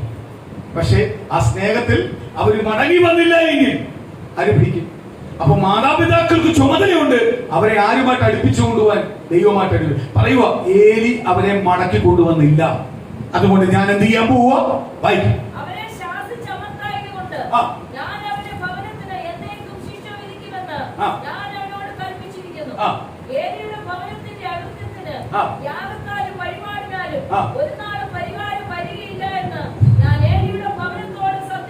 സ്തോത്രം. കേട്ടോ ദൈവമക്കളെ? സ്തോത്രം. ഒരാള് തെറ്റ് ചെയ്ത് അദ്ദേഹത്തെ സ്തോത്രം ഹല്ലേലൂയ ശാപമായിട്ട് ചില പറയാം. അതവിടെ സംഭവിക്കും. അത് പറയാത്തതിന്റെ കാര്യം എന്തുവാ? ആ വാക്ക് ആര് കേൾക്കും? ദൈവം കേൾക്കും. ദൈവം അത് വൃത്തിയാക്കും. അതായത് ദൈവമക്കളുടെ വാക്കുകൾ ആര് കേട്ടോണ്ടിരിക്കുമോ? അതുകൊണ്ട് ഒരാളെ പോലും നമ്മൾ ശപിക്കല്. കഴിഞ്ഞ ആഴ്ച ഞാൻ പറയുന്നു, ഒരു മനുഷ്യനായിട്ട് സൃഷ്ടിച്ചിട്ട് ദൈവത്തിന്റെ സ്വരൂപത്തിൽ അത് അവനെ കളിയാക്കാനോ അവനെ ശപിക്കാനോ നിൽക്കല്ലേ. കാര്യം എന്തുവാ? അങ്ങനെ എന്തെങ്കിലും ഉണ്ടെങ്കിൽ തിരിച്ചെടുത്തോണം. കാര്യം അതിനകത്ത് നിൽക്കല്ലേ. കാര്യം അവന് മാറ്റം കൊടുക്കേണ്ട ആരാ? ദൈവമാ. നമ്മളല്ല മാറ്റം കൊടുക്കേണ്ട. ആരാ കൊടുക്കണ്ടേ? ദൈവമാ. ദൈവത്തിന് മാറ്റം കൊടുക്കുമ്പോൾ ദൈവം ഇരട്ടിയായിട്ട് കൊണ്ടുവന്നു. സ്തോത്രം. നമുക്ക് ചില പ്രതിപുരുഷന്മാരായി ചിലവരെ എഴുന്നേൽപ്പിക്കും. അത് നമ്മളെ ആത്മീയ പരീക്ഷണത്തിന് വേണ്ടിയാ. ആ പരീക്ഷ ജയിക്കുന്നവരെ ആർക്ക് വേണ്ടത്? ദൈവത്തിന് വേണ്ടി. അവിടെ മൗനമായിട്ടിരുന്ന ദൈവദൂതനെ മുറുകെ പിടിച്ച് ദൂതനായി പ്രാർത്ഥിക്കുന്നുവെങ്കിൽ അവരെയാണ് ആർക്ക് വേണ്ടത്? ദൈവത്തിന് വേണ്ടത്. അതിനെതിരെ പോയി കഴിഞ്ഞാൽ നമ്മൾ വേറെ രീതിയിലേക്ക് പോകും. ഒരു പാവം ചെയ്യും, അടുത്ത പാവം ചെയ്യും, അടുത്ത പാവം ചെയ്യും. ഒരു പാവത്തിന് വേണ്ടിയായിരിക്കും മറ്റേത് മറയ്ക്കാൻ പോകുന്നത്, മറ്റേത് അപ്പോഴേ അതിലും വലിയ പാവത്തിലേക്ക് പോകും. അതിലും നല്ലത് നീ സഹിച്ച് കൊള്ളുക, മിണ്ടാതിരിക്കുക, നിന്റെ ദൈവമാരെന്ന് നീ അറിഞ്ഞുകൊള്ളുക. എങ്ങനെ ബൈബിൾ പഠിപ്പിക്കും? സ്തോത്രം. അതുകൊണ്ടാണ് പറയുന്നത് മിണ്ടാതിരിക്കുക, ദൈവം മറുപടി തരും. ഏലിയ പുരോഹിതനോട് പറയുക, അവൻ സമയം കൊടുത്തു, എന്നിട്ട് പറയുക, ഇനി അവൻ ഇതിനു വേണ്ടി യാഗം അർപ്പിച്ചാലും കാഴ്ചപ്പാട് ചെയ്താലും ഫലമില്ല. കർത്താവ് വിട്ടു കഴിഞ്ഞു. കർത്താവ്, അതുകൊണ്ടാണ് ഞാൻ പലപ്പോഴും ദൈവമക്കളോട് പറയുന്നത്, ദൈവമേ നമ്മളെ ആര് കൈവിടാതിരിക്കണം, ദൈവം കൈവിടും. അത് അറിഞ്ഞുകൊണ്ടാണ് പുതിയ നിയമത്തിലെ വിശ്വാസികൾ അല്ലെങ്കിൽ പുതിയ നിയമത്തിലെ കർത്താവിന്റെ അപ്പോസ്തലന്മാര് പറഞ്ഞത്, അയ്യോ ഞങ്ങൾക്ക് പണവും വേണ്ട, സ്ഥാനമാനവും വേണ്ട, ആര് വലത്തിരിക്കും ഇടത്തിരിക്കും ഞങ്ങൾക്ക് അറിയണ്ട, ഞങ്ങൾക്ക് കൃപ പരിചയം മതി. ആരോട് അടുത്തിരുന്നാൽ മതി? യേശുവിനോട് അടുത്തിരുന്നാൽ മതി. ഇത് പറയാൻ കാര്യം എന്തുവാ? വെളുപ്പാണ്, അങ്ങോട്ട് വെളുപ്പെട്ട് കിട്ടി. എലിപുരോഹിതൻ പറയുക, ഇനി നീ വഴിപാട് കാണിച്ചെന്ന് പറഞ്ഞു. സമയം ഉണ്ടായിരുന്നു. വഴിപാട് മേടിച്ചു, നേർച്ച കാഴ്ച ചെയ്തും അല്ലെങ്കിൽ ഏറ്റുപറച്ചിലും അവനെ കൊണ്ടുവരേണ്ട ചുമതലയെല്ലാം ഉണ്ടായിരുന്നു. ഇനി നീ കൊണ്ടുവന്നിട്ടൊരു കാര്യമില്ല, നീ ഇനി എന്ത് ചെയ്താലും അശിക്ഷ വരാൻ പോകും. അന്ത്യമായ ശിക്ഷയാണ് ആര് വെളിപ്പെടുത്തുന്നത്? കർത്താവ് വെളിപ്പെടുത്തുന്നത്. വായിക്കും.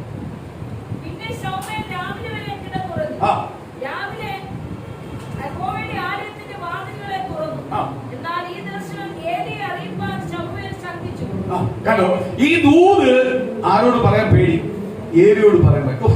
എനിക്ക് ആ ഏലിയ ദൈവം ഇത്രയും ഏലിയ ദൈവം സ്തോത്രം ശമൂവേലിന് മുമ്പേ ഇസ്രായേലിന്റെ പുരോഹിതനായിട്ട് ദൈവം തെരഞ്ഞെടുത്തതിന്റെ ഏലിയയുടെ ക്വാളിറ്റിയാ ഇപ്പോഴാണ് എനിക്ക് ഏലിയെ ഇഷ്ടം പോലെ ഇഷ്ടമായത്. ഞാൻ ഏറ്റവും കൂടുതൽ ഇഷ്ടപ്പെട്ടത് ഇനിയുള്ള ചില കാര്യം കേൾക്കുമ്പോഴാണ്.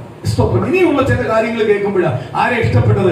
ഏലിയെ ഇഷ്ടപ്പെട്ടു. ഏലിയെ കർത്താവ് എന്തുകൊണ്ടാണ് ഇഷ്ടപ്പെട്ടത്? ഇങ്ങനെ മക്കളെ വളർത്താൻ പറ്റാത്ത ഇങ്ങനെ എന്തിനാ ഇഷ്ടപ്പെട്ടത് ആരും ഓർത്തു. പക്ഷെ കുറച്ച് കഴിഞ്ഞപ്പോൾ എനിക്ക് മനസ്സിലായി, ഈ ഏലിയെ ദൈവം ഇഷ്ടപ്പെട്ടതിനൊരു കാര്യമുണ്ട്. എന്തുവാ? ശമൂവേലിനെ പറയാൻ പേടി, ദൂത് പറയാൻ പേടി. കാര്യം ആരെ കുറിച്ചുള്ള ദൂതാ? ശുശ്രൂഷകനെ കുറിച്ചുള്ള ദൂതാ, ലീഡറിനെ കുറിച്ചുള്ള ദൂതാ, ലീഡറിന്റെ കുടുംബത്തെ കുറിച്ചുള്ള ദൂത, ലീഡറിന്റെ വഴിവിട്ട അല്ലെങ്കിൽ മക്കളെ യഥാർത്ഥ വഴിയിലേക്ക് നയിക്കാത്തതിന്റെ ദൂത ആര് പറയാൻ പോകുന്നത്? ഞാൻ പറയാൻ പോകുന്നത് എനിക്ക് പേടിയാ പറയാൻ. എന്റെ പുരോഹിതനാ, എന്റെ ഗുരുവാ, അല്ലെങ്കിൽ ഞാൻ ഗുരുസ്ഥാനത്ത് കാണുന്നതാ, എന്റെ ശുശ്രൂഷയിൽ എന്നെ കൊണ്ടുവരുന്ന ആളാ. സ്തോത്രം. അദ്ദേഹത്തിന്റെ പിൻഗാമിയെ ഞാൻ അദ്ദേഹത്തിന് മുമ്പുള്ളവനല്ല. അപ്പോഴെനിക്ക് പറയാൻ പേടിയാ. പക്ഷെ ഏലി പറയുക, പറയണം. സ്തോത്രം. നിന്നോട് എന്ത് പറഞ്ഞിട്ടുണ്ട് അത് ഒരു വാക്കുപോലും മറച്ചു വെക്കാതെ എന്നോട് പറയണം. ആരും അറിയാം? യഹോവയ ദൈവത്തെ ആർക്കറിയാം? ഏലിക്കറിയാം. ഏലിയക്കറിയാം ഇന്നലെ എന്തൊക്കെയോ വെളിപ്പെട്ടിട്ടുണ്ട്, ഇന്നലെ ദൂത് വെളിപ്പെട്ടിട്ടുണ്ട്. ആ ദൂതൊന്നും മറച്ചു വെക്കൽ. ഇവൻ പറയാതിരിക്കുന്നത് ചിലപ്പോ എന്നെ കുറിച്ചുള്ളതായതെല്ലാം ആർക്കറിയാം? ഏലിക്കറിയാം. അടുത്ത വാക്യം.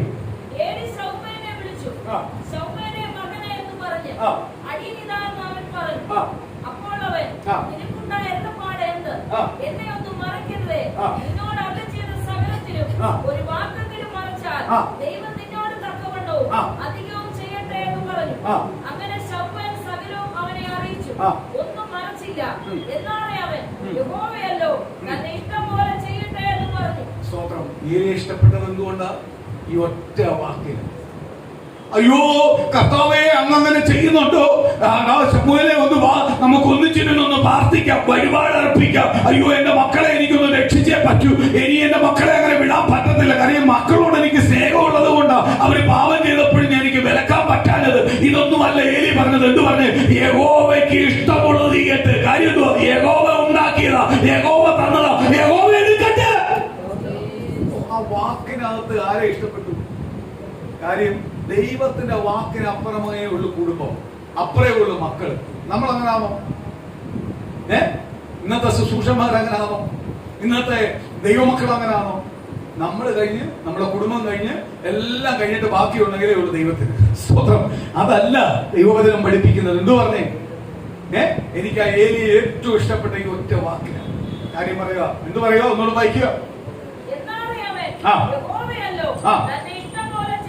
എന്നാലും അവൻ യഹോവയല്ലയോ, ദൈവമല്ലയോ, അവന്റെ ഇഷ്ടം പോലെ ചെയ്തു. എനിക്ക് അതിനപ്പുറത്ത് വേറെ വാക്കുകളില്ല. സ്തോത്രം. എന്ന് സങ്കീർത്തനത്തിനകത്ത് വായിച്ചപ്പം പറഞ്ഞു, ദൈവമക്കളെ നിനക്ക് പ്രതികൂലം വരുമ്പോ, കഷ്ടം വരുമ്പോ നീ ആർക്ക് സ്ഥലം പ്രാവണം? ക്രിസ്തുവിന് സ്ഥലം.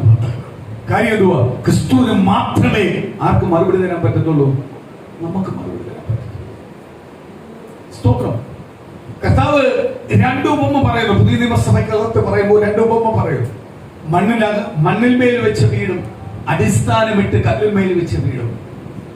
മഴ പെയ്തു, കാറ്റടിച്ചു, മണ്ണുമേൽ പണിത വീടെന്ത് ചെയ്തു? നശിച്ചു പോയി. പക്ഷേ അടിസ്ഥാനമിട്ട വീടെന്ത് ചെയ്തില്ല? നശിച്ചു പോയില്ല. ഇന്ന് പുതിയ നിയമസഭയെ നോക്കി, ദൈവജനത്തെ നോക്കി ദൈവം പറയുക, നിനക്കൊരു ഫൗണ്ടേഷൻ ഉണ്ടാവണം. നീ ആ ഫൗണ്ടേഷനിൽ പണിയുന്നുവെങ്കിൽ, ക്രിസ്തു എന്ന് പറയുന്ന ഒരു ഫൗണ്ടേഷനകത്താണ് നീ നിൽക്കുന്നതെങ്കിൽ, ഏത് പ്രതികൂലം വന്നാലും, ഏത് പ്രയാസം വന്നാലും, സങ്കടങ്ങൾ വന്നാലും, ആ കാറ്റിനോ ആ പ്രതികൂലത്തിനോ ആ വാക്കുകൾക്കോ അവന്റെ തന്ത്രങ്ങൾക്കോ പ്ലാനുകൾക്കോ പദ്ധതികൾക്കോ നിന്നെ തൊടുവാൻ കഴിയത്തില്ല. നീ ക്രിസ്തു എന്ന് പറയുന്ന പാറമേൽ പണിതിരിക്കുക. ഇത് ദൈവത്താൽ പാറയാൽ സംഭവിച്ചതാ. ദൈവം എന്ന് പറയുന്ന പാറയാൽ സംഭവിച്ചതാ. ദൈവം പണിത സഭയാ. ഇതിനകത്ത് പാതാള ഗോപുരം ജയിക്കുകയില്ല. കാര്യം ഇത് ക്രിസ്തു പണിത സഭയാ. ക്രിസ്തു പറഞ്ഞ കുടുംബമാ. ക്രിസ്തു പറഞ്ഞ വ്യക്തിയാ. ക്രിസ്തു തെരഞ്ഞെടുത്ത ദൈവമക്കളാ. ഞങ്ങളുടെ മേൽ ആർക്കും ജയിക്കുവാൻ കഴിയത്തില്ല. ഒരു ശത്രുവിനോ പ്ലാനിനോ പദ്ധതിക്കോ ഞങ്ങളെ തൊടുവാൻ കഴിയത്തില്ല. അവരെ തൊടുവാൻ കഴിയത്തില്ല. ഞങ്ങൾ ഫൗണ്ടേഷനുണ്ട്. ഞങ്ങൾ ആറമേലാണ് നിൽക്കുന്നത്. യേശു ക്രിസ്തുവിന്റെ മേലാണ് നിൽക്കുന്നത്. അപ്പൊ ഞങ്ങളെ പുറമെ നോക്കുമ്പോൾ വെറും ഒരു കേവല മനുഷ്യനാ. പക്ഷെ ഞങ്ങളുടെ മേൽ പ്രവർത്തിച്ചുകൊണ്ടിരിക്കുന്ന, ഞങ്ങളുടെ മേൽ അധികാരമുള്ള ഒരു യേശുവിന്റെ ശക്തി ഞങ്ങളുടെ മേൽ വ്യാപരിക്കുന്നുണ്ട്. എന്റെ കുടുംബത്തിനകത്ത് വ്യാപരിക്കുന്നുണ്ട്. എന്റെ ജോലിമേൽ വ്യാപരിക്കുന്നുണ്ട്. എന്റെ ആരോഗ്യത്തിന്മേൽ വ്യാപരിക്കുന്നുണ്ട്. എന്റെ സമ്പത്തിന്മേൽ വ്യാപരിക്കുന്നുണ്ട്.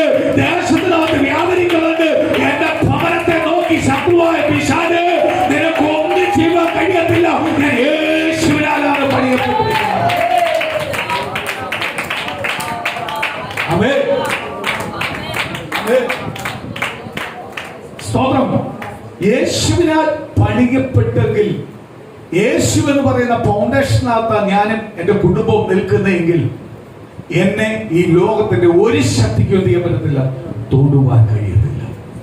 തൊടുവാൻ കഴിയത്തില്ല. പലപ്പോഴും ഫൗണ്ടേഷൻ ഇളകി നിൽക്കുന്ന ഒരു അവസ്ഥയിലാണ് നമ്മൾ നിൽക്കുന്നത്. ഉറച്ചു നിൽക്ക്. ഈ ഫൗണ്ടേഷനിൽ പണിത ഒന്നിനെയും ആർക്കും ഒന്നും ചെയ്യാൻ കഴിയത്തില്ല. ഈ ഫൗണ്ടേഷൻ പണിയപ്പെടാത്തതെല്ലാം ഒഴിച്ചു പോവും, ഒലിച്ചു പോവും. മഴ വരും, കാറ്റടിക്കും, പ്രതികൂലം വരും. അതെല്ലാം ഒലിച്ച് അമികാലെ ആ വിഷയത്തിനകത്ത് ചേരും. പക്ഷേ ആ വിഷയത്തിനകത്തോ ആ പ്രതികൂലത്തിനകത്തോ ആ പ്രതിസന്ധിയിലകത്തോ ഞാനും എന്റെ കുടുംബവും ചേരത്തില്ല. കാര്യമുണ്ടോ? യേശു എന്ന് പറയുന്ന ഫൗണ്ടേഷനകത്താ ഞാനും എന്റെ കുടുംബവും പണിതിരിക്കുന്നത്.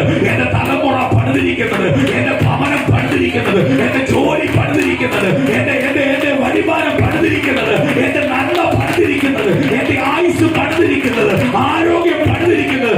എങ്കിൽ എന്നെ എന്റെ കുടുംബത്തെ തൊടുവാൻ ഒരു ശക്തിക്കും കഴിയത്തില്ല. ആമേൻ.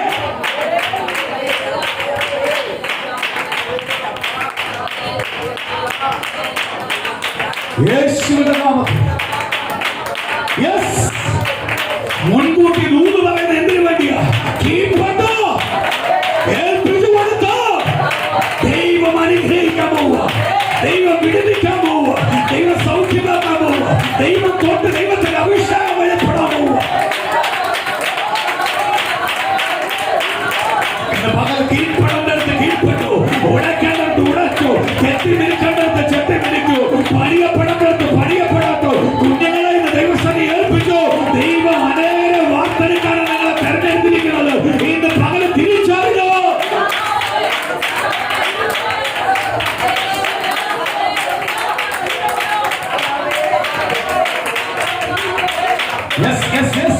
ദൂരിലേക്ക് മാറട്ടെ.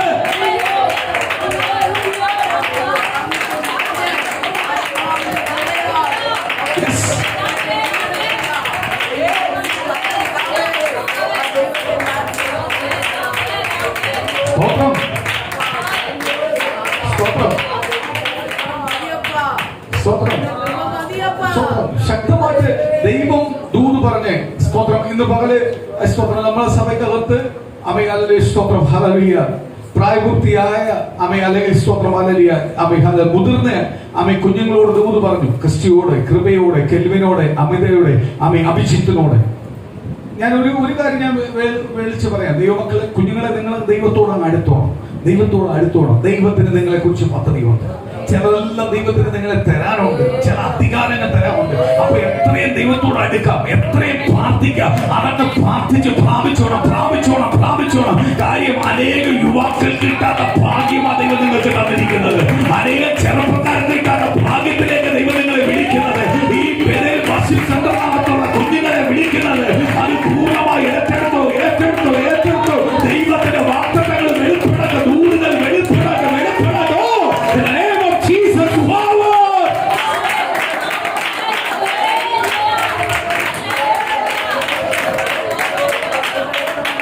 Amen. Glory to glory. പ്രാർത്ഥന കൂട്ടിക്കോ, വരവായ കൂട്ടിക്കോ, ആരാധന കൂട്ടിക്കോ. ദൈവത്തിന് ചില തരാനുണ്ട്. ആമേൻ. ഒരിക്കലും ഒരുവന്റെ ബുദ്ധിക്കോ അപ്പുറമായുള്ള നിലവ് ദൈവം ചിലത് കരങ്ങളെ തരാൻ പോവുക. ചില ഭാവി കാര്യങ്ങളെ ഒരുക്കാൻ പോവുക.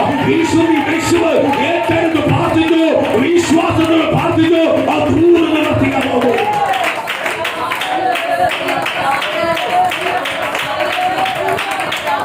ആമേൻ.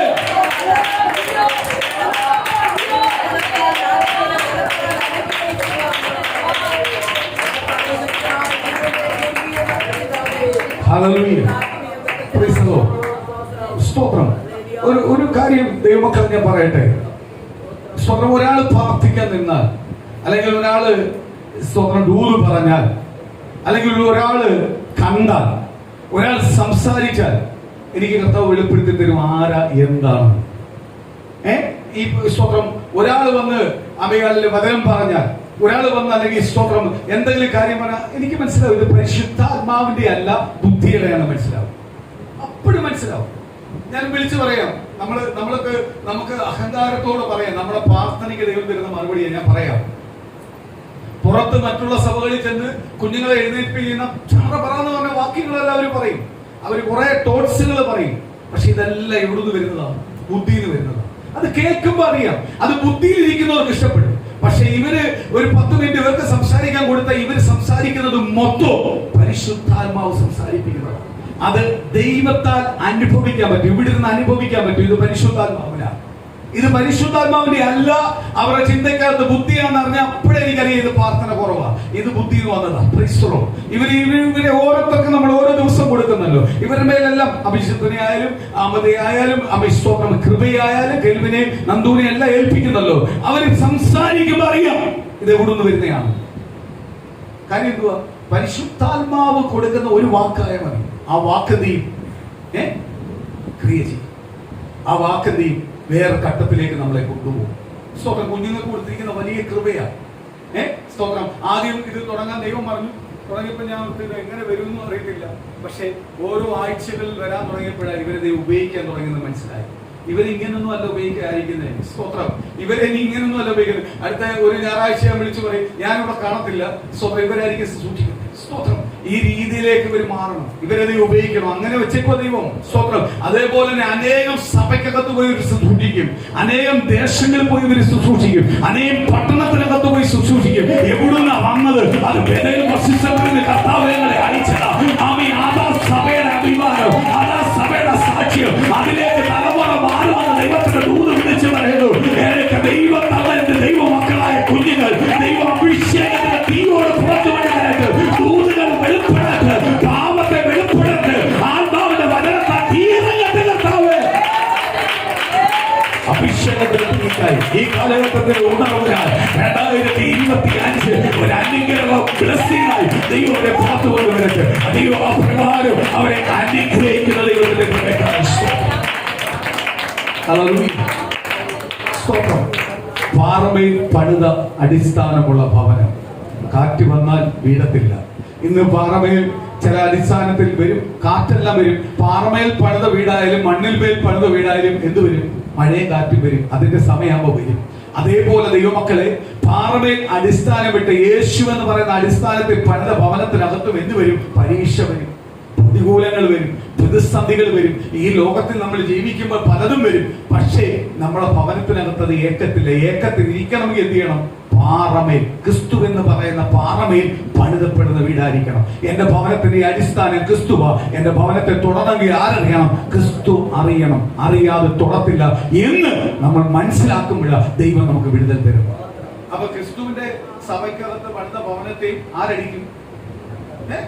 വിഷാദം വരും, പ്രതികാരം വരും, പ്രതിസന്ധികൾ വരും. പക്ഷെ അവന്റെ തന്ത്രത്തെ മനസ്സിലാക്കി ജയിക്കാനുള്ള കൃപ ആര് തരും? കർത്താവ് തരും. അപ്പൊ പ്രതികൂലം ഇല്ലാത്ത മനുഷ്യനിൽ ഈ ലോകത്ത് ജീവിക്കുമ്പോൾ എല്ലാം എന്തുണ്ട്? പ്രതികൂലമുണ്ട്.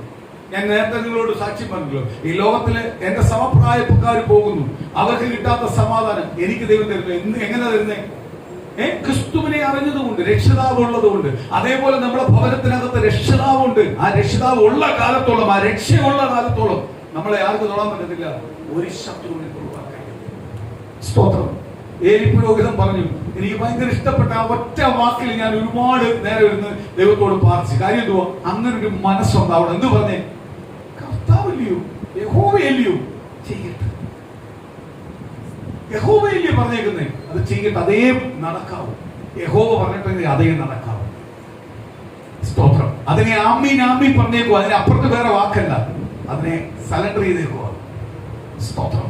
ഒരു നിമിഷം നമുക്ക് എല്ലാവർക്കും എഴുന്നേക്കാം, പ്രാർത്ഥിക്കാം. കർത്താവിന്റെ പാദപീഠത്തിലേക്ക് ഒന്ന് പൂർണ്ണമായി ഏൽപ്പിച്ചു കൊടുക്കാം. അടിസ്ഥാനമായിട്ട് പാറമേൽ പണിത ഭവനത്തിനകത്ത് ക്രിസ്തു എന്ന് പറയുന്ന പാറമേൽ പണിത ഭവനം എന്ന് പകൽ വെളിപ്പെടാട്ടെ. ഓരോ ദൈവമക്കളിലേക്ക് അതൊന്ന് വെളിപ്പെടാട്ടെ. കർത്താവേ, ഞാൻ ക്രിസ്തു എന്ന് പറയുന്ന പാറമേൽ പണിത ഭവനമാ. ഞാൻ ക്രിസ്തു എന്ന് പറയുന്ന പാറമേൽ പണിത ഭവനമാ. എന്റെ ഭവനം കാറ്റടിച്ചാൽ, അല്ലെങ്കിൽ പ്രതികൂലം വന്നാൽ, നിന്ന വാക്ക് കേട്ടാൽ, പരിഹാസ വാക്ക് കേട്ടാൽ, ആക്ഷേപ വാക്ക് കേട്ടാൽ ഞാൻ പതറിപ്പോട്ടില്ല. കാര്യം എന്നെ പണിതിരിക്കുന്ന ക്രിസ്തുവാ. എന്നെ പണിതിരിക്കുന്ന ക്രിസ്തുവാ. എന്നെ പണിതിരിക്കുന്ന ക്രിസ്തുവാ. എന്നെ പൂർണ്ണ ഹൃദയത്തോട് ഏറ്റെടുത്ത് പ്രാർത്ഥിച്ചു. എന്നെ പണിതിരിക്കുന്ന ക്രിസ്തുവാ. ആ ദൈവത്തിന്റെ മഹത്വം എന്ന് പകൽ വെളിപ്പെടാൻ, ആ ദൈവത്തിന്റെ ദൂത് എന്ന് പകല് വെളിപ്പെടാട്ടെ. ഓരോ കുടുംബത്തെ കർത്താവ് തൊടട്ടെ. ഓരോ കുടുംബത്തെ കർത്താവ് തൊടട്ടെ. ഓരോ കുടുംബത്തിനകത്തും ആ ദൈവത്തിന്റെ ദൂത് വെളിപ്പെടാട്ടെ. ഓരോ കുടുംബത്തിനകത്തും ദൈവത്തിന്റെ ദൂത് വെളിപ്പെടാട്ടെ. ഓരോ കുടുംബത്തിനകത്തും ദൈവത്തിന്റെ ആലോചന വെളിപ്പെടാട്ടെ. പരിശുദ്ധാത്മാവിന്റെ ആലോചന വെളിപ്പെടാട്ടെ. അവർ നിൽക്കുന്ന സ്ഥാനത്ത് ദൈവത്തിന്റെ കൃപ വെളിപ്പെടാട്ടെ. അപ്പൊ ആ പ്രതികൂലം വന്നാലും പ്രതിസന്ധി വന്നാലും എന്നെ വിടുവിക്കേണ്ട കർത്താവ് യേശുവാ. ഇന്ന് പകല് ഞാൻ പൂർണ്ണമായി കർത്താവിന്റെ പാദപീഠത്തിലേക്ക് ഏൽപ്പിക്കുക. എന്റെ ഭവനത്തെ ഏൽപ്പിച്ച് പ്രാർത്ഥിക്കുക. എന്റെ കുടുംബത്തിലുള്ള ഓരോ അംഗങ്ങളെ ഏൽപ്പിച്ച് പ്രാർത്ഥിക്കുക. ഇന്ന് പകൽ മറുപടി നൽകുന്ന കർത്താവിന്റെ മഹത്വം, മറുപടി നൽകുന്ന ദൈവത്തിന്റെ അത്ഭുതം ഇന്ന് പകൽ ദൈവമക്കളിലേക്ക് വെളിപ്പെടാട്ടെ. ഓരോ കുടുംബത്തിനകത്ത് യേശുക്രിസ്തുവിന്റെ ശക്തി വെളിപ്പെടാട്ടെ. ആ ദൈവ തേജസ് വെളിപ്പെടാട്ടെ. ആ ദൈവത്തിന്റെ മറുപടി വെളിപ്പെടാട്ടെ. എല്ലാം വെല്ലുവിളിക്കുന്ന എല്ലാ പ്രതികൂലങ്ങളും ഈ യേശുവിന്റെ നാമത്തിൽ മാറട്ടെ. സാത്താനെ, നിന്റെ പ്ലാൻ നടക്കത്തില്ല, നിന്റെ പദ്ധതി നടക്കത്തില്ല. നീ എന്നെ അല്പം കരയിപ്പിച്ചിട്ടുണ്ടെങ്കിൽ, അല്പം നീ എന്നെ ദുഃഖിപ്പിച്ചിട്ടുണ്ടെങ്കിൽ, നിന്റെ പ്ലാനിനോട് നീ തിരിച്ചു നോക്കൂ. നിന്റെ പ്ലാന് പദ്ധതി എന്റെ മേൽ ജയിക്കത്തില്ല. ഞാൻ യേശുവിന്റെ പൈതല, ഞാൻ ദൈവത്തിന്റെ പൈതല. എന്നെ തൊടാൻ നിനക്ക് കഴിയത്തില്ല. നിന്റെ പ്ലാനിനോ ബുദ്ധിക്കോ നിന്റെ ചിന്തകൾക്കോ എന്നെ തൊടാൻ കഴിയത്തില്ല. ഈ യേശുവിന്റെ ശക്തി ഇറങ്ങട്ടെ. ഓരോ കുടുംബത്തിനകത്ത് വെളിപ്പെടാട്ട്. ഇന്ന് പകൽ വിടുതൽ, വിടുതൽ, വിടുതൽ, വിടുതൽ. ആ ഹീലിംഗ് വെളിപ്പെടാട്ട്. അഭിഷേകം വെളിപ്പെടാട്ട്. മനസ്സിന് ശരീരത്തിന് ധൈര്യം, ഉറപ്പത്തെയും പകരട്ട്. എല്ലാം പ്രാപിച്ചെടുക്കാനുള്ള കൃപ പകരട്ട്. അഭിഷേകം പകരട്ട്. ഈ യേശുവിന്റെ നാമത്തിൽ ആ ദൈവത്തിന്റെ വലിയ കൃപയെന്ന് പകൽ വെളിപ്പെടുന്നതായി, ആ ദൈവത്തിന്റെ വലിയ സന്തോഷം എന്ന് വെളിപ്പെടുന്നതായി, അത്ഭുതങ്ങൾ എന്ന് പകൽ വെളിപ്പെടുന്നതായി ഓരോ കുടുംബത്തെ കർത്താവ് തൊടട്ടെ. ഓരോ കുടുംബത്തോട് ദൈവത്തിന്റെ ദയ ഉണ്ടാവട്ടെ. ഓരോ കുടുംബത്തോട് ദൈവത്തിന്റെ മനസ്സറി